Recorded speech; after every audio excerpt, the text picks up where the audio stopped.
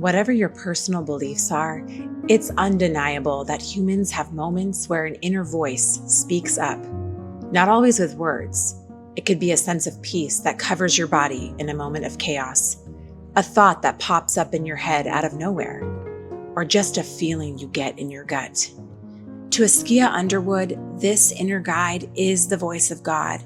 And as she looks back at her life, she can see how ignoring that still small voice almost cost her her life. Hearing the voice of God, getting little instinctual things that happen to you and ignoring those instinctual things is detrimental. That's like, well, what happened before you went down the dark alley? What'd you feel? Nothing before you encountered that robber? And most people go, yeah, I did have this funny feeling. And it's like, yeah, but you felt like you had the confidence to ignore that feeling.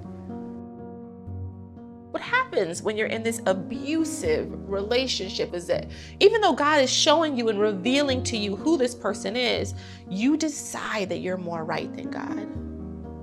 That's how you lie to yourself, right?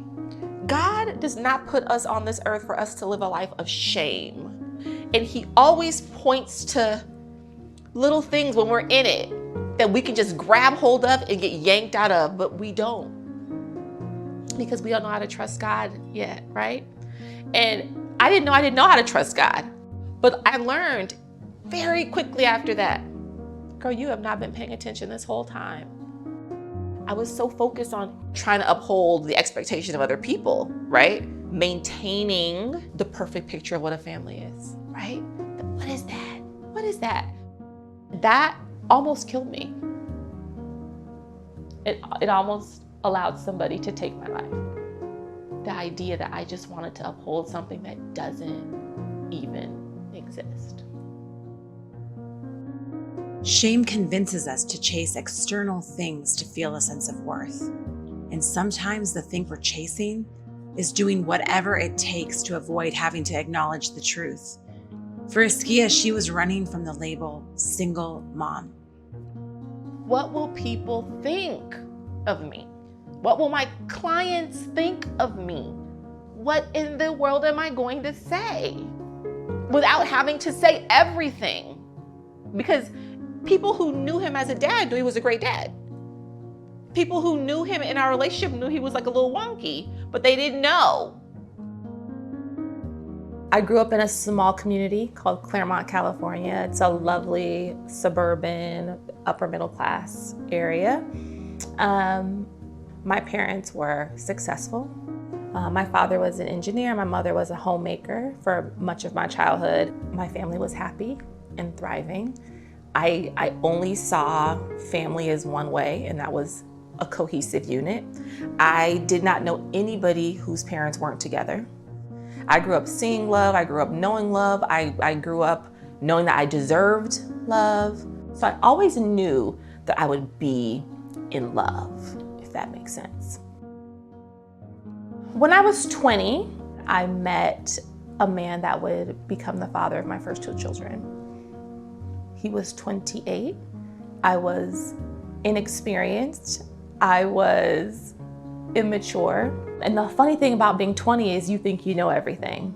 I didn't know I was inexperienced. I brought him into my family. I wouldn't say they loved him or were crazy about him, but they never said they weren't. And so I think we were together for like 3 months at the time when I got pregnant. Again, inexperienced, right? And I had made the decision with or without him that I was gonna keep our baby. I said to him, you don't have to stay. I needed to hear him say, I wanna do it. I didn't want to feel like I was thrusting this responsibility on him. I wanted to take the responsibility from him and have him ask me for it back. I just really wanted to make sure that I wasn't going to be a single mom because I didn't know any of those. I only saw the negative things about what single motherhood was. And it was always like less than, right? Not whole, kids who misbehave, struggle, all these things that I was like, oh no, like I am not gonna be the single mom, right? And so he was upset that I actually said to him, like, you can leave. He was bothered and frustrated by it. And that just made me think that he was more emphatic and excited about the baby. I did not know what I know now, which is like, that was his narcissism saying, wait a minute, you don't take control from me. I control everything, right? And so we didn't have any money. He was here recording music. My family helped us a ton, but we were in it. We were on, a path to me finishing school and him getting his record deal and all the things happening, right? We move out when our baby is 2.5 years old. We moved to Burbank and everything changed literally. Like we got our keys on one day and within like 2 days, a girl called me at work and was like, hi, I have his baby too. And when I heard that person's voice, it felt like I needed to go backwards, go back home. And I told myself, absolutely not. You can't go back home because what will your parents think? How embarrassing is it that you're cheated on? How shameful is it that you, who love yourself, I'm a girl who loved myself. I've always felt pretty. I've always been happy. I've always laughed out loud. I'm a big energy girl. But how do I take all of those things and go back and say he cheated on me? Rather than process it, rather than accept it, rather than take the 2x4 that had been hit over my head and said, this ain't it, sis, I talked myself out of retreating. I thought that what he said, if he said it emphatically enough, was truth. I thought if he yelled, if he argued, if he fussed, if he became irate, if he was on his knees holding me, that was him saying, no, I'm sorry, this is a misunderstanding. And maybe that's being 22. And maybe that's so much naivete, right? It's so much of like believing more in a person than they deserve. He had not earned that. I just gave it to him, right? And, later in life, you look back and you're like, oh, that's what happened. That's where you heard that thing and you could have stopped it all then, right? But what happens is you lie to yourself and you pivot away from the things that might be harmful or shameful to you. I tricked myself into believing that I wasn't being harmed emotionally, that I wasn't being lied to, that I wasn't being deceived, that he was even deceitful. I just couldn't get my head around the fact that I had been duped. I just couldn't do it, right? I was already an unwed mother. My parents never gave me any crap about that, but I know they wanted to. My dad was a tough guy.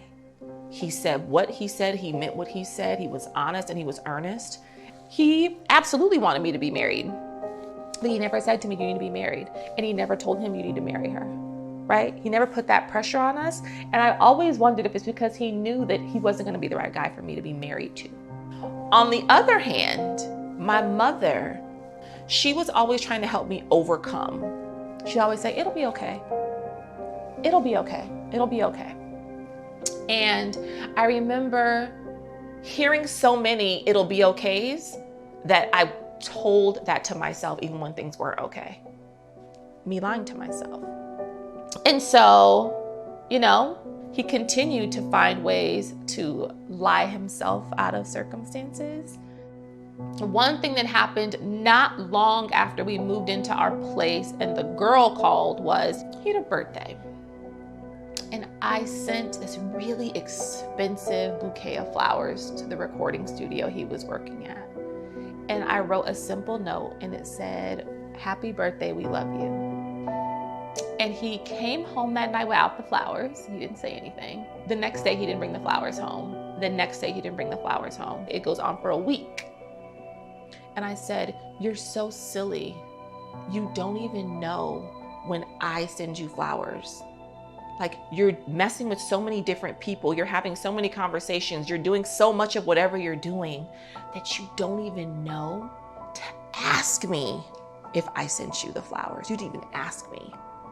Who exactly do you think sent you a $250 bouquet of flowers on your birthday? If you are receiving gifts from people or entities and you don't feel comfortable coming home and telling me that you got a gift. And so at that point I was like, I need a break. I need a real break. And I'm not moving. So someone's got to leave. And he stopped coming over. He stopped coming. And I learned very quickly that like I slept a little better and that my son and I were okay, right? But I kept looking at my son and telling myself, is he okay? He can't be okay. He loves his dad so much. This is so weird. This is so crazy. Because I didn't know what co-parenting looked like. I didn't even know what that was, right? And it was always like custody or visitation. And these court terms were going in my head. And I was like, I don't want to put my kid through that. So I'm just going to keep it breezy. I'm going to be happy. He's going to be happy. And I'm going to pretend like everything is going to be amazing from now forward. Because he's over there. He's around in our peripheral. He comes to every game. He goes to every practice. According to the rest of the world, we're fully together. And I don't have to talk about it. I don't have to explain because the picture of the family exists. But my family was aware. I always told my mother everything that was happening in our relationship because I felt like if something happens, somebody's got to know. Because the more I caught him, the more I questioned him, the more his violent behavior escalated. The more violent he became, the quieter I became about our circumstances. But I always told her what was happening with us. Just in case. Just in case I ended up dead. Because he was becoming eerily violent. And he'd be violent over little things. First, it would be his voice. He'd say something violent, right? I'll choke you to death. I'll kill you. I'll run you over with my car, that kind of stuff, right? But then it was like, I'll punch a wall. He broke his hand on our door once. I think he thought his hand was gonna go through it, and it didn't. It didn't. Literally heard the bone break. He's looking at his hand. He's like, see, I broke my hand because of you. And I'm like, you broke your hand because of you. You broke your hand because of you. And I so bad I wanted to say, that's what you get. Like, this is what you get. You are getting what you deserve. This is karma. But like when someone's being violent and crazy, you can't be like, this is karma. Like you don't get to sit on the horse of like, do better. You don't get to do that, right? And I can laugh about it now because like, in that moment, he was so mad. And what he was mad over was the fact that I told him that he needed to come home at a decent hour so that he didn't wake our baby up before his game that was really early the next day. He didn't want me telling him what to do. He wanted to tell me what to do. He wanted to tell me what to wear. He wanted to tell me when to smile. He wanted to tell me when not to smile. He wanted to tell me when I was ugly, when I was beautiful, when I was a good mom, when I wasn't a good mom. My emotional welfare was like a game for him. It wasn't about him loving me or wanting to be a family. Him coming around was just him trying to hold place so that nobody else could fill that place. And I thought, we'd be fighting. We didn't fight in front of our son. We had this thing, we wouldn't fight in front of our son. We'd go in the bedroom, we'd argue. And I thought, he doesn't know anything's happening. And I remember having a conversation with my mother once, and my mom saying that my little son had gone to her and told her that mommy and daddy are fighting, and he hits her. He had not hit me, but he had been hitting things in our room. And I was playing all these sounds in my mind when my mom said that. And I was like, he thinks his dad is hitting me. My son has been thinking that his father hits me. Like that right there was like, oh, no. Now, I care too much about what other people think, but I care more about what he thinks. And that isn't the truth, but it's his perception of the truth. And I can't even unteach him that. I don't care about what they think anymore. I care that you know that I'm not allowing somebody to punch me in my face. And that's the other thing, right? That's part of the lie that you tell yourself. It's like, I'm not really being abused because I didn't get punched in the face. I'm not really being abused because I still feel joy. Like, I can't be abused. I grew up well. I can't be abused. I'm successful. I pay my own bills. I can't be being abused. It's just not possible. I thought as long as he's not hitting me, he can hit whatever door, break his hand, he could break his face. I don't care. As long as he's not touching me, he's not abusing me. And that was the dirtiest lie I ever told myself. Telling myself that dirty lie, telling myself that domestic violence is only, there's a monolith and you have to check all these boxes to qualify. It's probably how I almost ended up dead. One night, when we had not been together for a few years, not sexually, we had not been intimate for years. We were just co-parenting, coexisting parenting. He slept on the couch occasionally. It was no big deal. He always had a key to our place. He would never, ever relinquish the key. And I wanted to know if he was coming into my house when I wasn't home or if he was only coming when I was there, because I didn't know. And so I had bought a little camera, a little hidden camera, and I put the camera in this bear that he had given me. And I took the camera and I sat the camera almost where this mic is. And it was like almost like a button. And it was at the top of our really tall ottoman. And he never noticed it. One night though, I'd gone out with some friends. My son is not home. He's with my mom at this time. I come home and I was on my sofa and I remember him coming in and him starting an argument about where I was and how drunk I was. He thought in his mind, a man had driven me home, right? And so then jealous streak appears and he grabbed my arm like here to like yank me off the couch. He pushes me back on the couch. And we had this oddly green, this was an odd color green sofa. And all I remember is that color being on my face. Just like shoo, on my face. Like seeing it and not seeing it. And I was really, really drunk. And me being drunk made me not realize I was being suffocated. Right? And I didn't know that he was trying to kill me in that moment. For some reason, it couldn't register because I had been drinking. And I remember waking up like on the hallway floor and his arm was around me, like he had fallen asleep on the floor with me. And I just remember like my face was hurting and it felt like I had like been in a car accident, like an airbag had like deployed. And I was like, oh gosh, like what happened?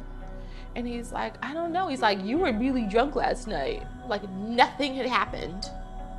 It just bothered me that I couldn't remember why my face was hurting. It drove me nuts. And then one day I said, oh, I can get the footage from my camera. And I went back to that day.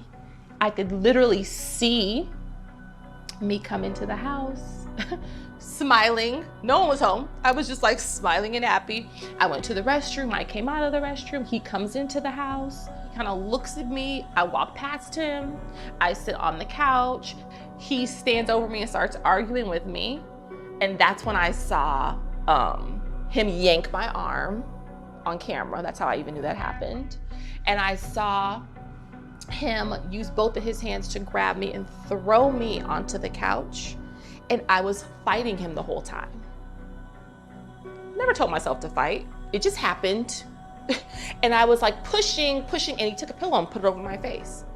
And my body was still fighting and fighting and fighting and fighting. And my body literally, with my arms just went, shoo, just like, and he pulls the pillow off really fast, shaking my arms, yanking my arms, picks me up, lays me on the floor, and is rubbing me and rubbing me and rubbing me and rubbing me and rubbing me. And I see myself like cough and cry. I was like, I could see my body like physically crying. And there's no audio. And I guess I just went to sleep. Like, and when I saw that, I was like, okay, I gotta get away from where he's gonna kill me. I gotta get away from where he's gonna kill me. And then I told myself, not possible, Supergirl. He cannot kill you. You cannot die. I told myself that it was a fluke. I took the footage and said, you don't need this. If you hold on to it, you're gonna hold on to the pain.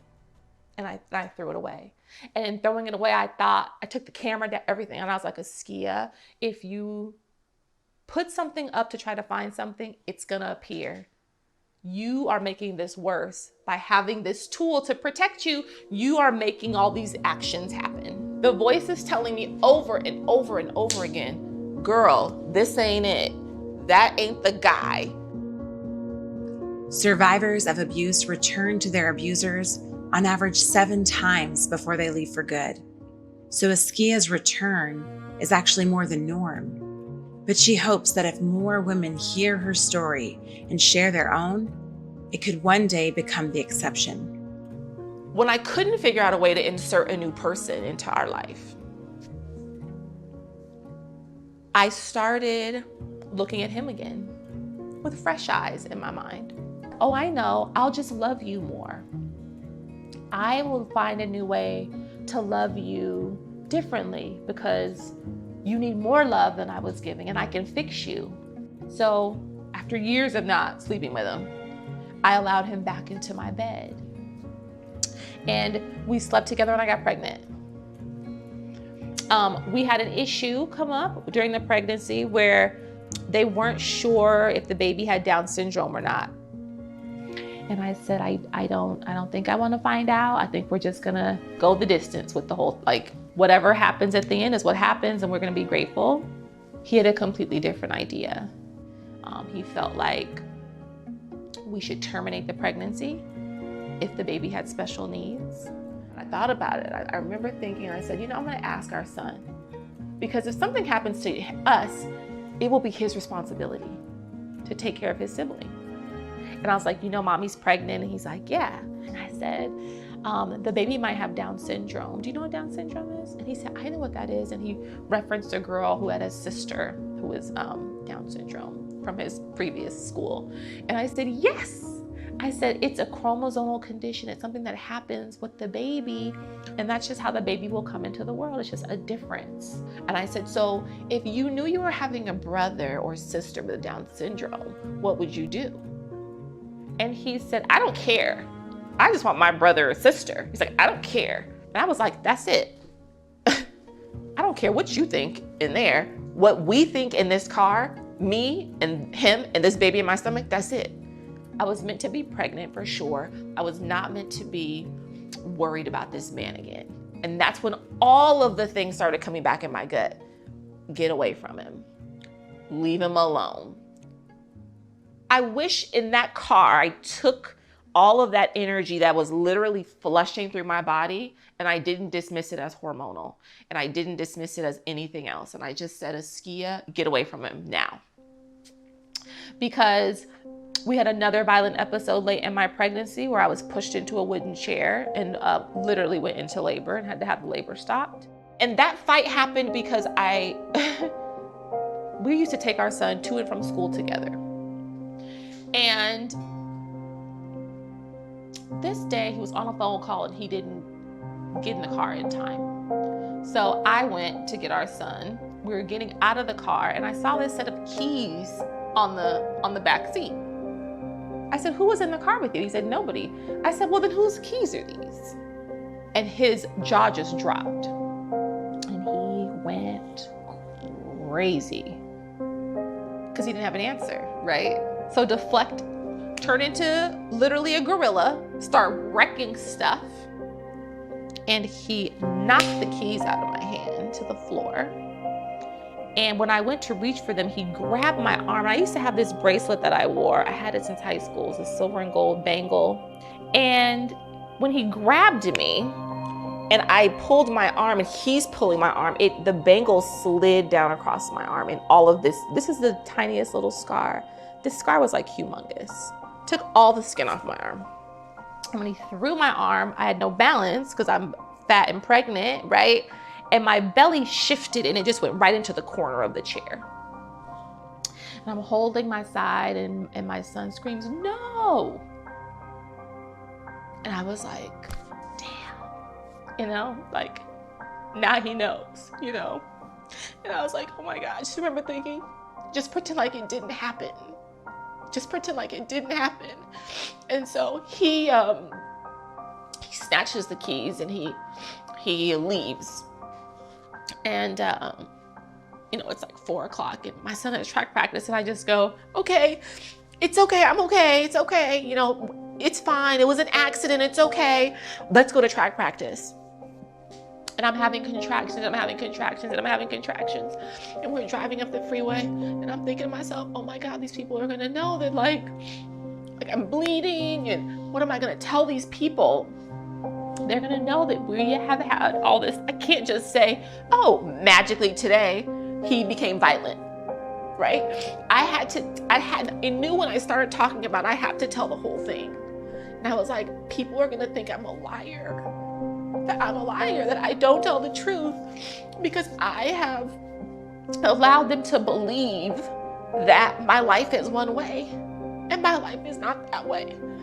And my baby, is now one of those kids that has seen violence in their home. And I don't want my son telling these stories and having these experiences. And I knew that in my heart that I had ruined it, that I had not listened to the voices that were constantly telling me, get away from him, get away from him, get away from him. And I knew that I had gotten all these chances, to just like make sure that never happened. And I never felt confident enough to just go, leave him forever.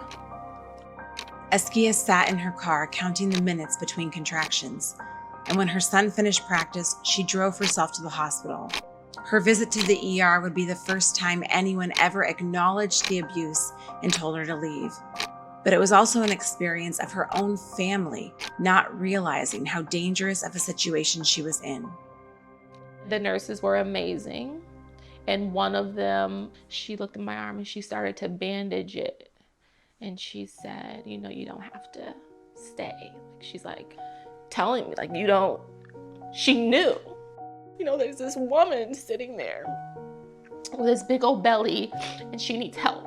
And something's happened to her. And she has this little boy with her. And so the woman was just like, it's okay. Like you can do it. You don't have to deal with that. And that's all she said. And I called my mom and I just said, you know what? We had a big fight. And I need you to come and pick up our son because they were going to keep me overnight. And so I just laid it all out with my mom. And my mom, of course, she's like, well, how are you going to get from there to home to here to get him and all this? And I said, I don't know. I really don't know. And she goes, well, let me call him. And I was like, don't call him. Like, no. Because in her mind, it's like she couldn't grasp the fact that he could be that way. I had not told her I had been suffocated. I had not told her, right? All of these little things. She knew he had broke his hand. She was like, that's what you get. You know what I'm saying? She was just like, whatever. It happened. I didn't see it. Askia's abuser continued to come around, his inability to leave her alone making it seem that much more impossible to escape. Until shortly after Askia's second son was born, something happened she never could have expected.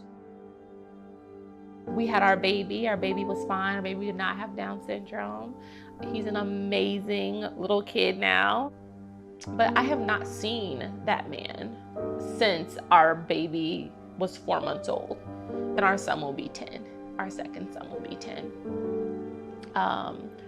And I'm so grateful that he left us. He took the step to sever a relationship that I did not know how to sever.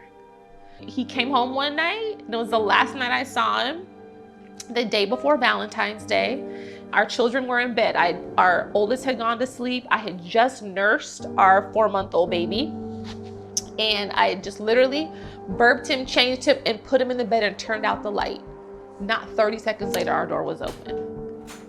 And he just told me, I'm unintelligent, I'm ugly, I'm fat, I'm nothing without him. No man is ever gonna want me. No man is ever gonna love me. No one's gonna want me with 2 kids. I was a throwaway, that my family didn't love me. He said everything he felt about me. Everything. On February 13th, 2012.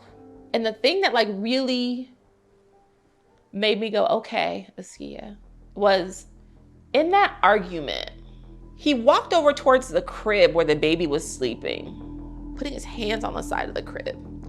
And he's yelling at me in the direction I was sitting in, yelling at me, but the baby is right there. And I reached my hand in between his hands and I said, please back up. Please get away from the baby.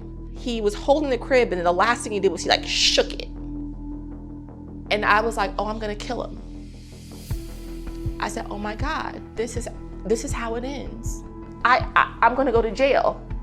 That's what happened in that, just like that. Oh, you go to jail, girl. That's how it happened. This is how it ends. You ain't gotta think about it. What isn't gonna happen is you are gonna harm these babies. This one, that one, that's what you're not gonna do. That was oh no.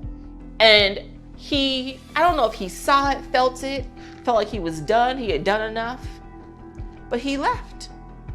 And I got up and we had this lock. I added a lock to the door, like a hotel lock. And I went and I just locked the door. And I went back to bed and I was like, that's how it ends. This is how it ends. The next time this happens, you're gonna have to kill him. And I've never seen him since. I had to find a way to carve out a new future because I was relying on him. I allowed myself to rely on him despite all of the things that he showed me about himself. Telling me every month, oh, I'm going to work, I'm going here, I gotta pay the bills, I gotta go see the landlord and pay. Lies. He spun us completely out of control financially. When I went to the bank to go buy the things that my baby needed, we had $13 in the bank, which meant he had spent all of our money, my money, and when it was gone, he left. There was no purpose for him to be there anymore. And when I realized, oh my gosh, look at what I've done and look what I've endured and look what I've put us through out of all these fears that I had, I was immensely embarrassed for myself. I'm embarrassed now telling the story. I'm embarrassed now telling the story. I'm grateful I'm here to tell it because at the end of the day, I could have been dead 10 years ago. So it's overcoming the shame of, oh, okay, Askia, you were wrong the whole time. When you look back and you go, whoo, I had all these little nudges. God has been speaking to me and speaking to me and speaking to me, and I was not listening. That's shameful too, right? These ideas and concepts of what I saw and me trying to make sure that my kid had those same pictures, not even knowing what happened in the walls of those houses these families lived in. But just the idea that the pictures were framed in my mind and I couldn't fit us in the frames drove me crazy. And that's shameful because how can I live the most authentic, happy, and fulfilled life if I'm worried about what you think? How can I live and teach my son to stay in his truth when I wasn't living in my truth? And I realized, girl, you thought being a good mom meant you stay with the dad. You keep the dad happy for your kid. And being a good mom is being whole. Being a good mom is prioritizing you. Being a good mom is prioritizing you right alongside that baby, not above the baby, but making sure that you're emotionally sound, that you can hear God when He is speaking to you. Because I promise you, the second I got my footing again and our future was so bright, I never looked back for that man. I didn't look back for him. It didn't stop my son from looking back for his dad, but I didn't look back for him.